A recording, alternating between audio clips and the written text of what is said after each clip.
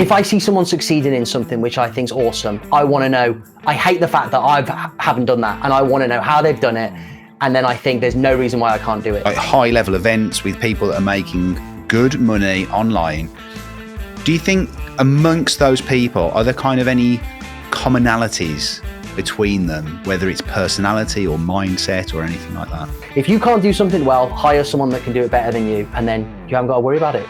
SOP it and make sure it's done properly, and then so we're learning that as we go as well. Hi and welcome to the Online Performance Podcast, the podcast that aims to help you elevate your online earnings. My name is Jason Mills and I'm joined today by the co-founder of Linkifi, a HARO and Reactive PR company. He's also a digital entrepreneur and an all-round good guy. His name is Chris Panteli and I'm pleased to have him here today. Chris, it's great to have you. What an intro. Thank you, Jason. Yeah, it's awesome to be here. Thank you very much. Yeah, really good to have you here. You're actually back in the UK at the moment, aren't you? So you're not too far away. Time zones are the same.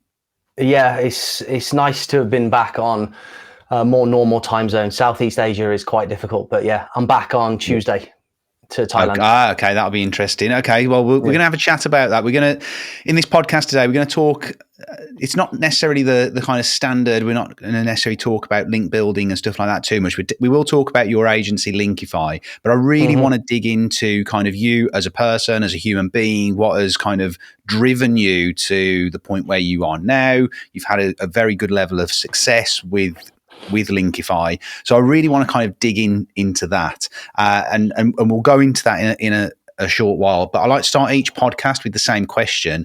And that question is, what is online success? So in other words, for you personally, what do you see online success as being?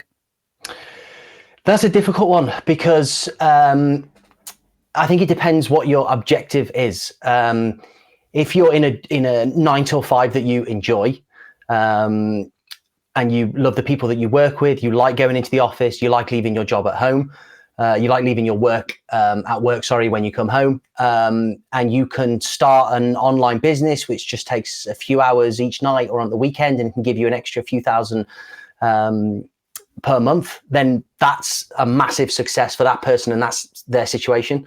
If you're somebody who wants like a job replacement income, then that's a much harder objective to achieve. But once you get there, I think for me, there is no finish line. Like we've tasted success, and now I can't switch off from it. I just want to explore every avenue. Me and you were chatting about something the other day, and I was already straight onto it, trying to find out like where the nooks and crannies in that little strategy were. And for me, it's just the online world is just fascinating.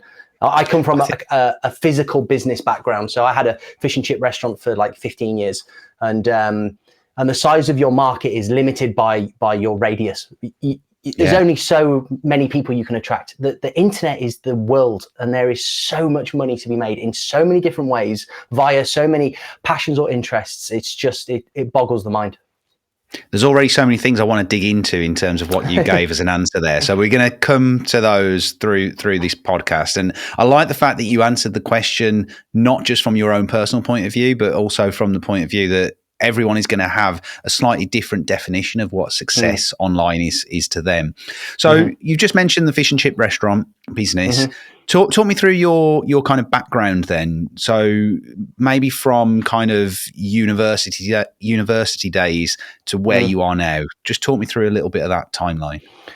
Well, I grew up with like fish and chips in the blood, literally. It's a family business. Being half Cypriot, it's what I think like all Greek Cypriots do. They have fish and chip shops. So my family's had that family business for a long time. I always wanted to have my own business. I didn't really know what to do at uni, so I did economics at Liverpool, had a great time there. Still didn't really know what to do when I came out, so sort of thought I could go into the fish and chip shop business, and then eventually took a shop over on my own. And it was good in the first few years, like food prices were steady-ish. It was, we took the trade up quite high and it was good fun. But like I said, it was so limiting in the scope of like being able to expand. At one point I did look to maybe like invest in a second shop, but I could just see that the industry was on a decline in terms of like profitability margins. It's razor thin margins, so much cost involved. And I got exposed to the online world via like, these crazy blog income reports that you see. And I've always been one of those people where if I see somebody else doing it and it seems trustworthy, I just think, how have they done it? And I must be able to do that. And there's many people out there, achieving, crazy money online. Yeah. And it's not rocket science, I had a reasonably good educational background. So I started a blog about 4 years ago, I think, or maybe 5 years ago now, just before the pandemic, finance blog, dipping my toes in the water. That sort of took off. I got up to like $1,000 a month, which for me was awesome. I got diagnosed with type 1 diabetes about the same sort of time. So I had to like manage this new condition, and I was on my feet a lot, which meant I was constantly having to check my blood sugars and give myself insulin. And I just thought, like, if I could get out of that business and get into the online world, then it would benefit my diabetes, and it would also give me the potential to earn maybe a lot more money. And that's the time that I met my now business partner. I'd done some link building myself with HARO, like PR requests, and built some like really, really good links for my site. I wanted to do some guest posting. I wanted to outsource it. So I found this guy who did who I outsourced the guest post link building for. And then he looked at my site's backlink profile and said, "You've got these like awesome links. Where did you get these from?" And I was like, "Oh, I'm just answering like PR requests on HARO and stuff." And he was like, "Oh, I've got some clients that, are looking for, top tier links outside of guest posting. Could you do some of that link building for my clients?" And I did, and we noticed there was a demand for that. And then that's where Linkifi grew from. Fantastic. I think it's really interesting. So how did that partnership, how did it start? Like how did you meet? How did that go from like the initial meeting to discussing, okay, we're going to set up as a partnership? I imagine there was a fair amount of time between that initial meeting to the point of partnership, or was it really fast? We met 12 months after being a registered company as Linkifi. That was the first time we met in person. It was really organic and it was really fast looking back. I mean, we're only 2.5 years old now, I think. And yeah, it basically just started with taking a handful of his clients for doing the HARO, noticing that we could like deliver fantastic results and that there was a demand for it. Then we took more clients, and I was doing all the pitching on my own at that point, and whilst trying to work and run a fish and chip shop 50 hours a week. So, wow, you can imagine I was working like many hours per day. I was doing that in the evening, the late evening, and running the shop the day to the 10 o'clock at night. At that point, then that's when we thought like this could become something where I need to leave the shop and focus full time. So that's when we started looking into influencer marketing, meeting people within the space that we wanted to meet our target audience, and that's just worked wonders for us, because basically what we did was we said, look, we've got this great thing that we can do. We'll do it you for free. If you like what you see, then would you promote us? And that just worked. And then it kind of exploded from there. That's really fascinating. Yeah. And I think so many people that go into this space have that crossover time where they're still working a full-time job, or in your case, it was your own business, but then starting this other stuff. So just describe to me a little bit what that grind was like. Like you just said, you were working 50-hour weeks already. That's probably something that people can resonate with, that are still in a position where they have not quite made that jump yet into doing this full time. What did that actually feel like on a kind of day-to-day basis? And is that something that was only sustainable for a certain period of time? How long was it?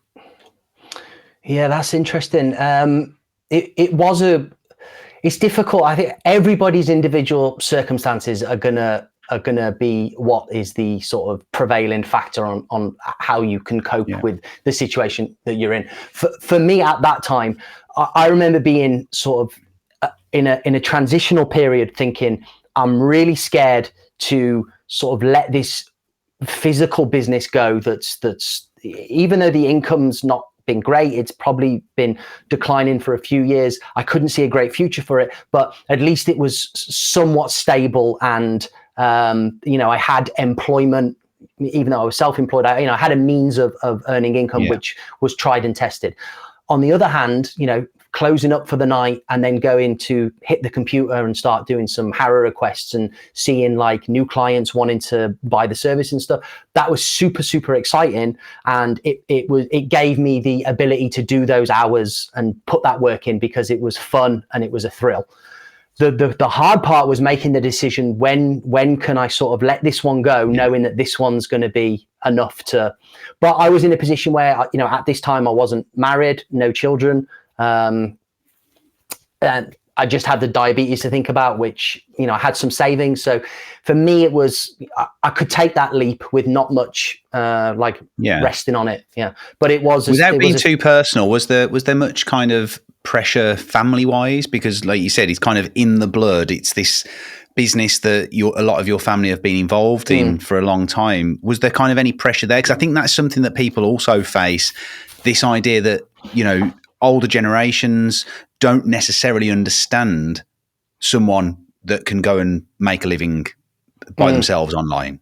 I think that's something a lot of people face. Is that something you felt, or was that not necessarily a factor for you? I think that probably could have been a factor, but the pandemic was the catalyst where everybody in that trade, we had to stay open because we were food, and yet nobody was coming in because there was a pandemic happening outside. So that just kind of told everybody in the industry, like, this is a dangerous industry to be in. And I had full support from all of my family. Like, fantastic. Also, as well, there's no freedom in that.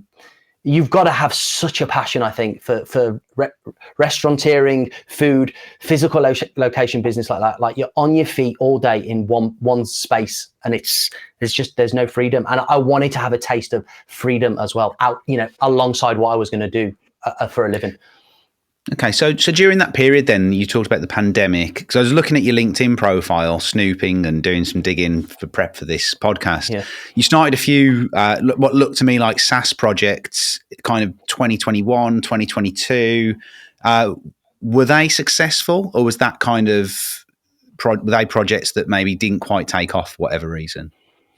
We had a couple of, when me and my business partner met, we were doing the client link building work for his spillover clients with the HARO, and at that time we tried a couple of things. So we were interested in starting a SaaS newsletter, which didn't work out. Hard industry to crack, that one, and we didn't have a clear offer. It was just a sort of a test site. Tried to get some signups, and we also continued with the personal finance website. So we had some ideas on something that we wanted to do together. But what was good for us is it was like told to us via this demand for this service that we gave, the results that we delivered, and then the referrals that came from that. So as this sort of grew organically, it was like, okay, this is the thing that's working right now, and could potentially work for some time into the future. So that's when we put everything to one side and went full throttle. Yeah, because that's kind of my next question is, what was the differentiator for Linkifi? Because obviously you've had a lot of success with Linkifi, and I'm sure you'll continue to do so, because I really rate the service, that. So what was the difference? Why was that so successful? Is it because you had this kind of solid offer that met a solid need that people have, or was it something else? I think we focused on being ultra premium. So there's other services that do what we do. I think I had quite a natural talent at responding to journalists in a way that linguistically sort of caught their attention. So when we trained all of our writers, that was like embedded into the training. So I think there's a skill to that, which for whatever reason I was like quite good at, and found a way to resonate with the journalists and get them to like what I'd said, either for me or on behalf of the client, as the client. So I think being good at answering journalist requests was the first thing. And then me and my business partner seem to have like quite complementary skills on building out. He's the system builder and I'm the tinkerer. Like I'll spot one journalist that's done something on one article and I'll go, oh, they don't link on that article, but if you email the sub editor at this publication, maybe they'll add a link. So we've got some really good systems to get unlinked mentions turned into links. So we've got a really good success rate. And we positioned ourselves as ultra premium. So we really want to deliver great links. Like we don't take any shortcuts. We don't, we just do editorially earned backlinks via answering journalist requests. And on top of that, we built an entire database of top tier publications, because even on HARO or Connectively or Quoted or whatever system you're using, there's still junk, garbage requests coming in from garbage sites, even scams. People, they'll do a request and then you'll respond and you'll get a reply going, oh, I'm full of quotes for this particular story, but if you give me a link to X site, I'll include a link on, and it's just three-way, scam crap that you've got to avoid. So our database automatically blacklists the sites that we know are garbage. We know the sites that are going to do follow, no follow. We know the sites that will always no follow, but if you email the journalist, then they'll add a do follow link. We know the sites that if they don't link and you email this editor, then they'll add the link. So I think all of these systems and processes has given us the ability to deliver like a really nice end result when someone buys a package from us. Absolutely. And you say us, so obviously you and your partner, I know you're talking about the business there, but you entered this as a partnership. How has that been? Have there been challenges with? You just said there you started the business as a partnership and you hadn't physically really met, so I'm sure that posed its own challenges. But do you think going into this business as a partnership, was that an advantage, and were there any pitfalls to doing it? For me, honestly, Jason, it's been perfect. My business partner, Nick, is an awesome guy. I've met him multiple times now. We go to a lot of conferences together. I don't know if we've just been lucky. I'm sure some partnerships are terrible. I'm sure some founders and entrepreneurs will say they'd never do a partnership. Some say always do a partnership. I don't know. I've been really lucky. He's like, I overthink stuff a lot. I get really wiry about things and he calms me down. But that as a disadvantage to me can be an advantage when I'm tinkering and emailing and stuff comes from that. He's organized and creates great systems and brings me into focus. And then also just that ability to talk to someone who is the only other person that knows exactly what you're going through, because nobody else knows what it's like for us. We're a team of 17 people now, from just me and him, in the space of a year and a half. It's been crazy. So if there's someone I need to speak to and say man, this is fucking crazy, he's the person that knows exactly what I'm going through. I know what he's going through. So for me, it's been perfect. Yeah. Absolutely. So you kind of complement each other, I suppose, and kind of counteract each other's downfalls. Yeah, that's really fascinating. I think there probably is something to be said for that. You probably have been quite lucky in the fact that did just work. But there's obviously a reason to it as well. So I want to just come away from Linkify for a little bit then. I want to focus on you individually a little bit more. Would you say that you've always been an entrepreneur at heart? I've always had that entrepreneurial passion.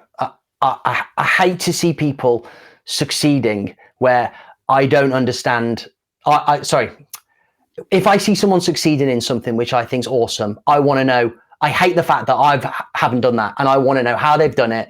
And then I think there's no reason why I can't do it. You see these young guys out in Dubai flipping properties and stuff, and I think that's awesome. 24-year-old guy who's out in Dubai flipping properties. He's gone up and I just think that's awesome. How's he done that? I want to know how to do it.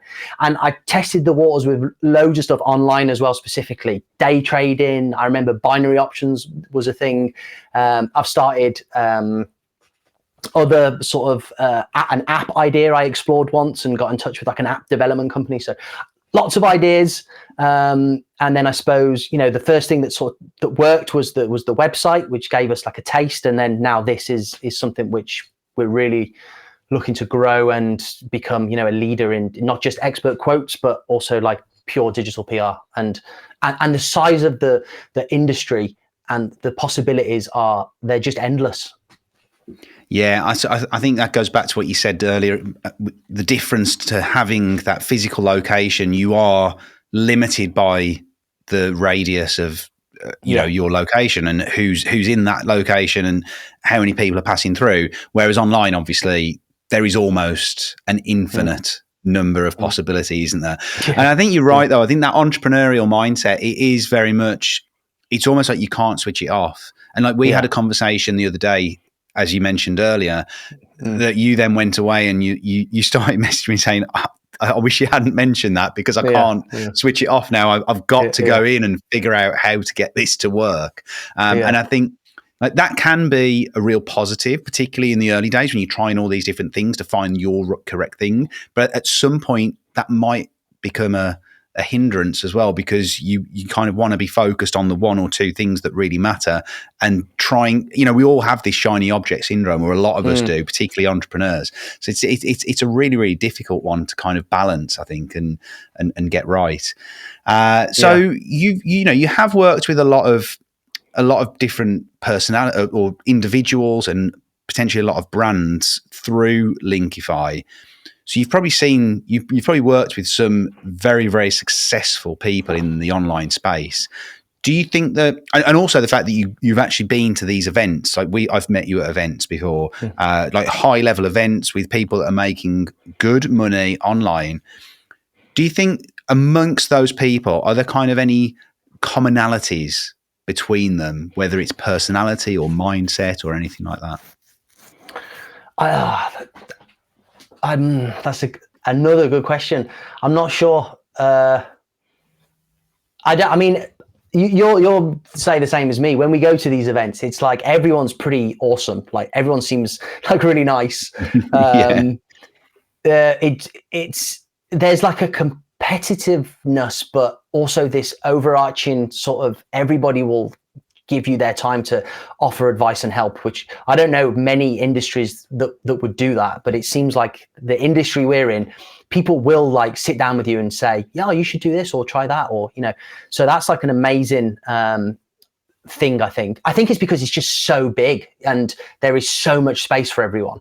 One guy who's doing like, 250K a month on his website, if he's just found a new link building strategy that's working, he doesn't mind to tell you because he's making 250,000 a month. You're not going to take his business. So I think that's one commonality to like a personality trait.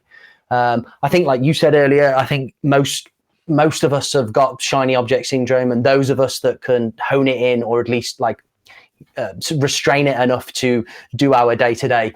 I think that's where the magic happens, when you're testing the shiny object stuff on the side, and then when something clicks and you've got the courage to run with that can be an additional or a brand new arm to your business, or even become a business in of itself. I think testing and playing, but also being focused. I haven't got both of those traits, which is why our partnership with my business partner, I think, works. But I think the people in our industry, they love to test stuff and they love to try and break stuff. And I'd say that's the main commonality. Yeah, I think that's a really interesting point. Not being afraid to break stuff and not being afraid to fail. But I think you're also right. At these top level events, people are very open and sharing. And I think that's one of the biggest differences when I go to those types of events, and then I'll go to events that are more maybe beginner or intermediate level. I feel like the sharing and openness is so much more at those top level events than it is at the others. And I think maybe there's a lot to be said for that. But yeah, I do agree. I think a lot of it does come down to being prepared to kind of just break stuff and test and try things out. Okay, so you do invest a lot of time in networking. Why do you do that? Is that a personal thing? Is it a business thing? I imagine from a business point of view, it's getting you in front of the right people, but are there other kind of benefits to it? For me, two things. It's fun and it works. It's a lot of fun. Some of the events that I've been to or are going to, they're in great locations. So, I was in a hot, sweaty fish and chip shop for 15 years. And, next week I'm in back in Thailand, and then we're at the Dubai event, which we're doing with White Press in Dubai for a week, and then after that it's Vietnam for Mad Singer's SEO Mastery event. It's magic, you know. It's traveling. I mean, it'll probably slow down when I start a family, maybe. But my business partner's got a young one, and he's being given permission to go to the events.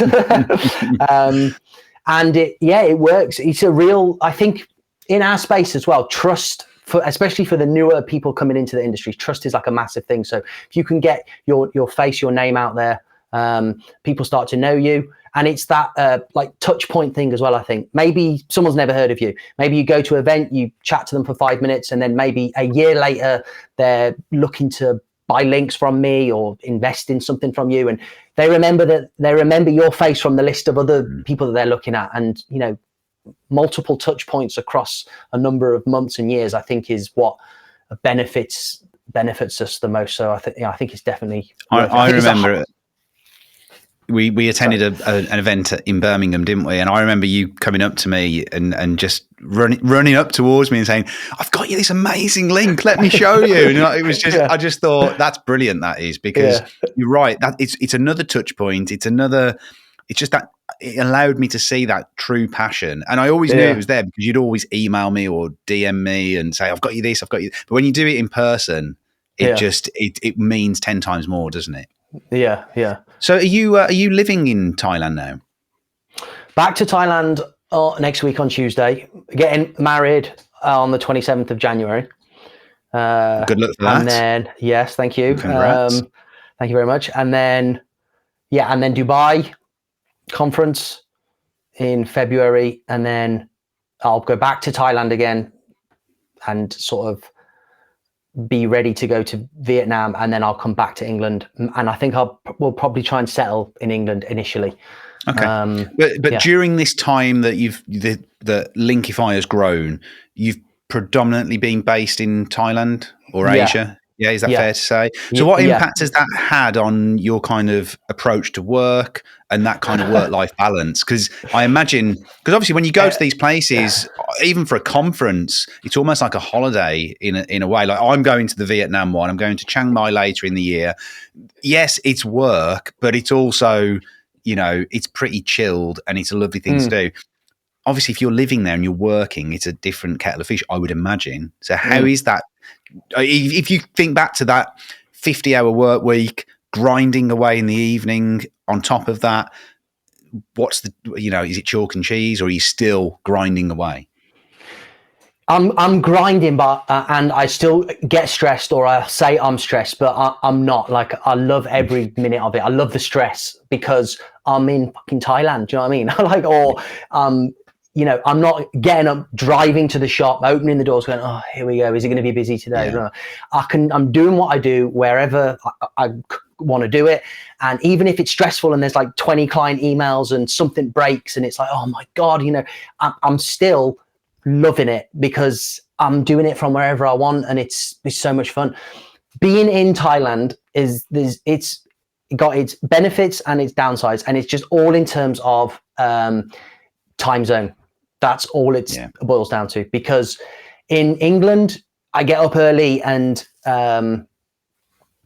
sort of not much has happened because, we're predominantly US clients, but, US and Europe. So sort of stuff's happening a little bit. And then when the US folks come online at like 3 p.m. GMT, then more stuff's happening and it sort of takes you to like late afternoon, early evening. And that's like sort of the bulk of the incoming stuff that you got to look at. Some of it's like, oh, awesome, this, Jason just said, you can be on the podcast. Oh, wicked. Blah, blah, blah. Actually, you're in the UK, so that's UK time. But if the US guys are coming on, then that's happening sort of in Thailand. Everything's happening. All the fun stuff and interesting stuff and important stuff is happening as I'm trying to go to bed. Because it's so then I have to wake up and be like, oh my God. But all of that, oh my God stuff I've got to deal with is I'm doing it in peace because no one else is up yet. Everyone's fast asleep. And so it's ups and downs. I do work later in Thailand to the annoyance of my fiance. Like, I'm still at the computer at 11. She's like, come to bed. I'm like, oh, hang on, I've just got to deal with this. Oh, this guy, the site dev just messaged me at like, half midnight. I'm just quickly got to email him back. Otherwise I'm not going to be able to talk to him again for 24 hours or, but I think England will be the logical place to settle. Obviously having like being married to a Thai woman and her Thai family, that's going to give us the connection and the ability to just get out of the UK during the winter, which will be. But do you ideal. find you have a good kind of work-life balance even when you're in Thailand and you're having to work late? Like, as if you look at it as a whole day, is there still good balance there, or are you a bit of a workaholic? Probably not yet. If I'm being truthful, I'm working. It's better now than it was in the early days. We've scaled our team now, so like a lot of the sort of the legwork is being executed by our fantastic team. But we're not there yet. But I don't see it as like this is my life for the next 10 years. Eventually it's going to be, over the next 12 to 18 months. We've got a couple of like big hires to make, which is like the last couple of big hires, so that me and Nick can then focus on sort of growth, networking strategy, and building building an audience and all that good stuff without sort of having to worry about the day-to-day operationally quite as much as we're still having to do. But also it's hard to take your hands off your baby as well. Like you want to be seeing everything that's going on. We spoke to the founder of Pitchbox at one of the conferences, and he was telling me, you've got to hire people. And Mad Singer's another proponent of this. Hire people that, if you can't do something well, hire someone that can do it better than you, and then you haven't got to worry about it. SOP it and make sure it's done properly. And then, so we're learning that as we go as well. Yeah, I was going to ask you about the kind of systems and processes, because I imagine, particularly as you've scaled and you've taken on more team members, that must be one of the most important aspects of it, I would imagine. So if there's anyone out there listening that is kind of in the trenches and they're trying to put these SOPs in place, any tips on doing that? Or if you're not good at it, hire someone to do your SOPs as well. That's what. That's a good point. I never thought about that. That's a great point. I mean, for me, this is like the most exciting part of the whole game, because like you find, if you break through and you start making money online in whatever business you do, and you're cash flowing and you've got like reserves, like reinvest those back into the business and double down on what's working, and just hire any part of that business that you've started, that you've had success with, that is a part that you're not good at. Then use some of that, reserve that you've earned, and hire someone to do that better than you would ever do it. And that's just going to strengthen your business, and then grow the revenue. And then that means you can hire someone else to do another part of the business that you're not good at. And for me, that's like, it's a fascinating model of the whole design, because we're not all good at everything, are we? Of course we're not. But, you've been good at one thing. You've done amazing. You've started a business and it's making money. That's great. Now grow it. And that's the fun part. And you haven't got to grow it on your own. It's not like, oh shit, I've got to grow this. I think I need SOPs. What are SOPs? Okay, if you've got money, you're doing well, you're earning money, hire someone to do your SOPs, and then you're going to have fantastic SOPs. Or, oh, I'm not good at like growth, lead gen. I need more clients. I'm brilliant at what I do, but I'm not getting enough clients. Hire someone that you can bring on board that's good at getting clients and lead generation. Yeah, fascinating. I mean, and it is very early days at the moment, I suppose, in the lifespan of Linkify, and you have had exponential growth to this point. So it might be too early for this question, but I don't know whether you've thought about this at this moment, or even if you'd want to share it. But is there an end game in sight for Linkify, or for you and your involvement in Linkify? It sounds like you're thinking your next step is these one or two big hires that allows it to go to that next stage. But is there a day where Chris Panteli moves away from Linkify, or steps aside, or what's you thinking around that? You just said it's your baby. Like, it's hard enough to let someone else come in and take the reins, but sometimes it's almost impossible to think that I could not be involved in this one day. So an exit is not something we're thinking about. I think it was Kyle Roof who said, you should always run your agency as if you're preparing for an exit. When he sold his agency, he said, they got some consultant in to say, how can we make sure this is ready for sale, this agency? We want to sell it. We want to make sure we get the best price. And the guy said, you've got to start running it, like SOP it. You've got to have systems. You've got to make all these changes so it's ready to be sold. They did that. Their profitability went up like 25%. He said, we should have been running our agency the whole time as if we were ready to sell it. But no, for us, it's about digital PR, especially now, is sort of the way we see the industry moving. Obviously, nobody knows what Google's going to do in the next 1 to 2 to 5, 10 years. At some point, they may completely devalue links altogether. So for us, it's about building our offerings to be about links. That's what we do via PR requests and digital PR, and then growing the business on the PR side as well, because we can deliver excellent PR results. We're good at that. That's something we haven't pushed or advertised as much, but I think that's going to be our, if Google ever changes the algorithm and says links aren't valuable, we don't think PR will ever be devalued, because all businesses need PR, brand growth. And if we can do both well, then I think we'll be set up for, the foreseeable. And that's all I'm thinking about, the foreseeable. Got it. So for you personally, do you have more goals that you want to achieve in the online space? Yeah, we have another business which we've just fleshed out in a really interesting space. I won't reveal anything about it, but we've sort of stumbled upon it organically from our own. It's something that we needed doing. And we were trying to hire someone to do it, and they are so busy.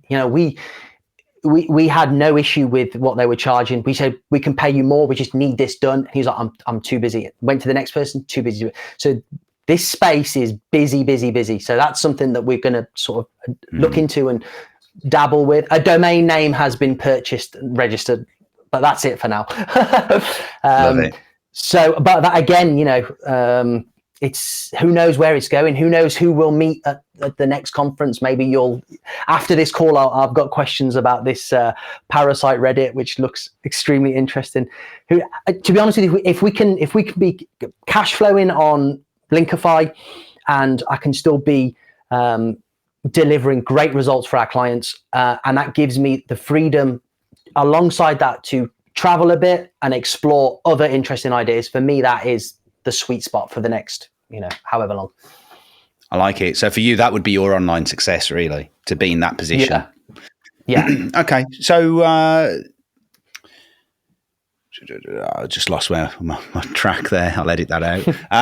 Okay. Yeah.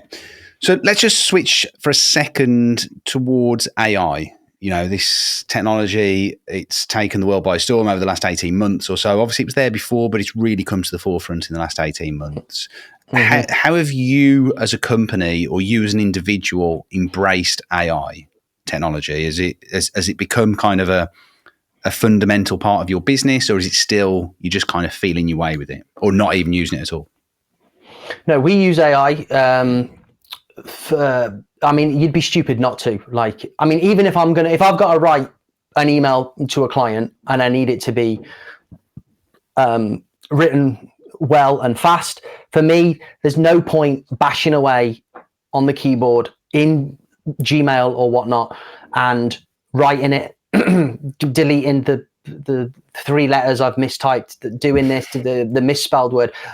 ChatGPT prompt, correct maintain the exact sentiment and flow of this email, but correct all grammar and improve the formatting. And then I'll write the email, but with no care and attention to the mistypes of the buttons and the incorrect use of apostrophes or, and then ChatGPT spits back an email which is exactly 100% written from me in my tone of voice, but it's perfect. And then I can send that to the client. Same with pitching a journalist. If you're going to pitch a journalist, if you just put it into ChatGPT, they know it's been written by ChatGPT. Whereas as our pitchers do, if they're going to research the pitch and then put that in their own tone of voice, but get it to be tidied up by ChatGPT. It's just so much faster, and AI is fantastic for research as well, because I could be an expert in link building, and if I was answering for myself a PR request on link building and it said, I'm looking for a link building expert to discuss why X, Y, and Z is a good link building strategy, even though I could answer that verbally, I need to put that in a well-written, structured reply to a journalist. You'd be foolish not to use AI to help you with that. You can use Twitter's AI Grok to do like research on current trends, because it's got live access to everything that's happening on Twitter. You can ask it to say, what's like a really interesting recent link building trend that's happening, that's been talked about by influencers in the past week, and they can give you a thing, and you go, I forgot about that one. Yeah, that's really interesting. And then you can formulate your pitch, put it into ChatGPT, get it to tidy the whole thing up, spit it back, edit it, tweak it. It's unbelievable, and its abilities are actually mind-blowing. When I'm I like your tweet where you asked it to describe yourself, I think, didn't you? Quite entertaining. Yeah, it's nuts. Its ability to like cross-reference pieces of text and make opinions based on. We use it sometimes to like look through like a Reddit thread and then give the overall opinion of that thread, and it will read it and then give an opinion. I mean, that's insane. That seems to me like a human. It is, isn't it? It's a human skill. Yeah. No, that's fascinating. So you are utilizing it to a fair level, and then that's something that you kind of SOP and distill down to your team.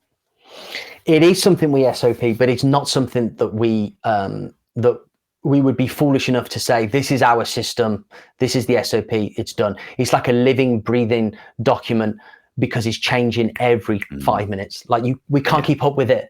And we've got people in-house testing different stuff as well. I mean, for us, the important thing is our success rate maintaining, our journalists reading these replies. A journalist wants two things from our experience. They want a well-written pitch that has quotable lines, interesting linguistic use cases within the text, stuff that they can quote, and interesting opinions. You don't want to be really far out. If they're asking for 3 ways to improve your credit score, you don't want to say, if you murder your wife, then you can improve your credit score. They're not going to quote that. At the same time, they don't want you to just say the same 3 boring old things. Or if you've got to say the 3 boring old things, say it in a way that they can quote that's different, unique, and interesting. Then the other thing they want is the person that they're going to quote, doesn't matter how good the pitch is, the person they're going to quote, they've got to be an expert, and they've got to have a footprint on the internet. They can't just be AI generated profile image and clearly not a real person. It's got to be a real person who is an expert, or at least someone you've made look enough like a real person that when they go to LinkedIn and they do the checks, that it's going to pass, visually and academically, credentially, and then they're happy to quote. And if we can use AI to speed up and improve in everything around that, then we will continue to do so until it changes, which I don't think it will, because it's just getting better and better and better, isn't it? It is. And like you said, the rate of progress and the rate of change is so fast. I know for sure the first thing that I'm doing after this podcast is I'm gonna Google does murdering your wife improve your credit score? So, that would be if it did actually. It's fascinating. Things that I didn't expect to learn today. So we are coming towards the end of the podcast, but I've got a couple more questions I'd like to ask you. First one is, do you think everyone is suited to working online, or do you think there are certain people that it possibly doesn't suit? Oh, interesting question again. I don't know. I saw something really interesting on Twitter the other day. I can't remember his name. I don't know if you know his name. He's this guy who did, he sold a 7-figure agency, and now he does storage space business. Not sure. Multiple millions a year. He said something like he genuinely believed that 90% of entrepreneurs are better suited to a $70,000 a year 9 to 5 office job, and then obviously everybody went nuts under that. So I have actually I have actually been thinking about this outside of doing this podcast, but I really don't know. I think online lends itself to everybody's personalities, because you could make money online in any niche, in any space. So if you're interested in jiu-jitsu or farming or whatever you're interested in, there would be a way for you to make money online via your interest. Whether or not some people are better suited to go into the office and mix in with their friends, and they like to leave their work at the office and then come home, maybe. But at the same time, like me and you, like we'll be meeting up in the conference in a few weeks. It's like an office wherever you're meeting up, and you can co-work as well, which is really fun. And so I don't know. I think if you're interested in not being tied down to like one location, and you like the idea of limitless opportunity and to just take a little bit of risk, then I think anyone can do it. But whether or not they're suited is, again, personal preference. That's a good answer, because I think most people I've asked this question to have said that it's not suited to everyone, or that it's not necessarily viable for everyone. So that's a really interesting answer, and I do tend to agree with you. Final question then. If you had to give one tip to someone to help them be successful online, what would that tip be? Well, this almost goes back to your previous question. I would say if you're watching this video and you're like young, I'm not being ageist here. I'm just saying if you're young, if you're like at uni or whatnot, or even younger, watch people like your YouTube channel, watch and absorb everything and start testing and playing and tweak it. I wish someone had told me this when I was 18 years old. Like, get online, start testing. Like Charles Float, oh my God, he started young, and look at him now. Like, so if you're fortunate enough to be younger than me and Jason, then start watching everything. Don't think, if you've heard from someone, oh, making money online is a scam. That's like, right, you've got to be careful out there, but that is not true. Like, there are people making ungodly amounts of money online with businesses that are just insane. So absorb it all and do your studies, carry on at uni. Or if you're not at uni and you're like, in a job that you're not enjoying, just get on there and start watching YouTube videos, listening to podcasts, and then having a go. Instead of spending £100 on a night out, miss that one weekend, use that £100, buy a site. Hosting costs like nothing, buy a site, start just testing and tweaking. You can start doing watch Jason's video on the Reddit parasite. I mean, that costs nothing, does it? $20 for an account. Hardly anything yet. A little bit more money on anything. If you can have success with that, test and tweak. If you're older, then that's another benefit, is you've got the wisdom of the business that you're in or the company that you're working for. See if there's a way that you can capitalize on the success of your employer's business in the online space. Like, is there a way is there a niche area of that business? Like, if you're in the construction industry, are you noticing that like there's somewhere in niche within that industry that like you could do online? Lead gen for the construction. There's so much. There's no point me even. It's unlimited, isn't it? It's unlimited. If it all goes wrong, you've definitely got a job as a motivational speaker, because that was a great rant there. No, but you are absolutely spot on. I think so many people can make their own excuses or put up their own barriers, and when you put it like that, there's so much opportunity. So just get involved. So Chris, it's been an absolute pleasure to have you today. I really enjoyed that chat. I think it's been quite eye-opening, and to see your kind of journey is very different to the other people that I've had on and interviewed so far. So it's really interesting to see. Where can people find out more about you? Where can we go to find you or your services? Go to our website, linkify.io. And you can get onto, I don't even know what my Twitter handle is. I couldn't get just Linkify. I used to come on podcasts and say that. I didn't know what my Twitter handle was. I do now. It would just be at Linkify, but some other bastards got that. So at Linkify on Twitter.